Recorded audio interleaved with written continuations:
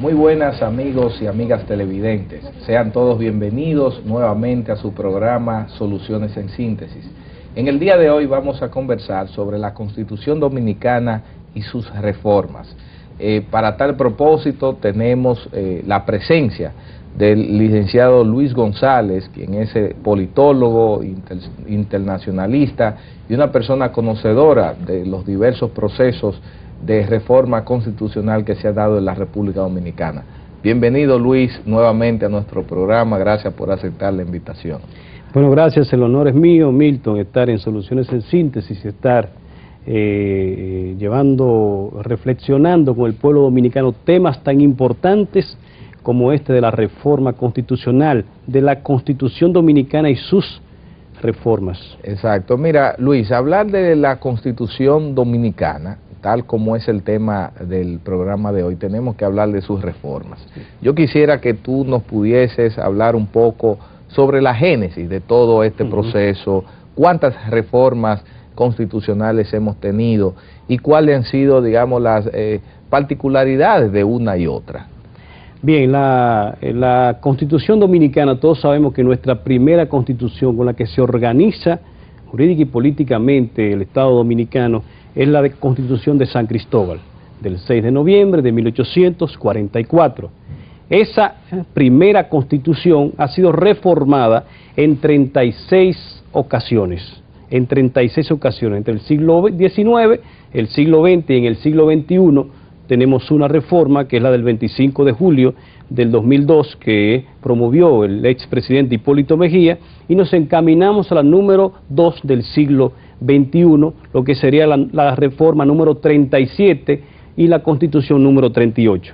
Pero hablando de la evolución, la primera reforma como tal se da el 25 de febrero de 1854, casi 10 años después de la primera Constitución. O sea, fue una Constitución que rigió el país por 10 años, desde el 1844, 6 de noviembre, hasta el 25 de febrero 1854. Luego de esa reforma importante, porque entre otras cosas se quita el artículo 210 famoso que ustedes conocen, el artículo que agrega el presidente Santana antes de asumir la presidencia, un artículo transitorio, pero rigió el país por 10 años hasta que se produce la reforma.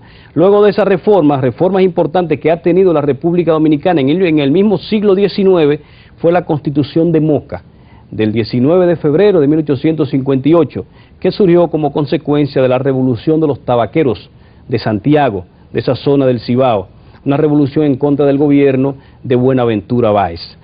Constitución considerada por los constitucionalistas, por los especialistas en derecho constitucional de la República Dominicana como una de las más avanzadas y liberales que ha tenido el país, y una de las primeras en ese sentido en el siglo XIX, la de Moca, en donde incluso se estableció, si usted es Santiago y me está mirando, en esa Constitución se estableció en el artículo 3 que la capital de la República Dominicana era Santiago de los Caballeros, una Constitución muy avanzada.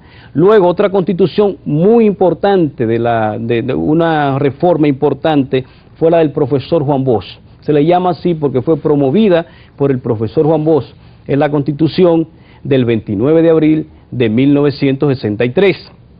La Constitución que rige el país por muy poco tiempo, porque usted sabe que el presidente Bosch asume el 27 de febrero del 63, esa Constitución es del 29 de abril, 2 meses y 2 días después, pero a él lo derrocan el 25 de septiembre. Una Constitución avanzada, aunque no de principios y corta como es la que yo promuevo y creo que debe ser, era de 176 artículos, la Constitución del profesor Juan Bosch, que tenía en el 124 ese artículo 55 que tanto le han criticado a Balaguer. Pero esa Constitución liberal del profesor Juan Bosch en el 124 tenía lo mismo, atribuciones del presidente de la República, que luego se establecieron en la Constitución, que es la que voy a mencionar ahora, la del doctor Joaquín Balaguer, del 28 de noviembre de 1966. Una de las más importantes en el sentido del tiempo que rigió el país. Esa Constitución rigió el país 28 años, desde 1966, 28 de noviembre, hasta el 14 de agosto de 1994, que es cuando se produce entonces la otra reforma importante en la evolución histórica de la República Dominicana, que es la de 1994, el 14 de agosto. Pero ¿y por qué se produce esa reforma? Por una crisis electoral, por una crisis que hubo cuando PRD y Partido Reformista, Balaguer y Peña Gómez se entendían que habían ganado las elecciones. Porque ustedes recuerdan, ustedes me están mirando, fueron elecciones muy reñidas. Entonces hubo unos acuerdos, entre ellos reformar la Constitución. Ahí se estableció la segunda vuelta, ahí se establecieron los colegios cerrados, ahí se estableció el Consejo Nacional de la Magistratura, ahí se estableció la separación de las elecciones, ahí se estableció también la reelección no consecutiva, porque hasta el 66, hasta el 94, la de Balaguer siempre estableció reelección. O sea, establecía en el artículo 49, el Poder Ejecutivo se ejerce por el Presidente de la República, quien será electo cada 4 años, por voto directo, se quedaba ahí. Y en el 94 le agregaron entonces, pero no consecutivo.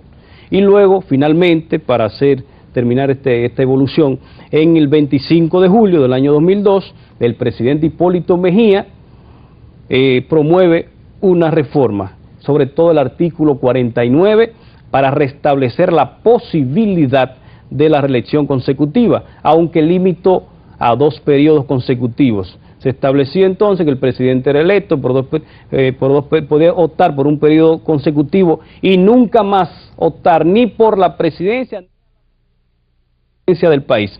Sistema que fue defendido por mucho tiempo por el presidente actual de la República, el doctor Leonel Fernández, que es el sistema estadounidense de 2 periodos consecutivos. Y luego entonces viene lo que ya todos conocemos, este proyecto de constitución que se está conociendo en el Congreso de la República. Y un proyecto que está un poco ya vinculado a un acuerdo realizado por 2 de los principales, digamos, líderes de los partidos mayoritarios, dígase PLD y PRD. Luis, habiendo visto todo ese recuento histórico de las diferentes reformas constitucionales, yo voy a querer que en el próximo segmento un poco podamos ayudar a los amigos y amigas televidentes a explicarles cuáles han sido algunos de esos motivos que han llevado a tener en la República Dominicana 36 reformas constitucionales. ¿Qué hay de trasfondo en todo ese asunto y de qué forma han beneficiado o benefician estas reformas constitucionales? Será en el próximo segmento que seguiremos hablando sobre la Constitución Dominicana y las reformas que la misma ha tenido.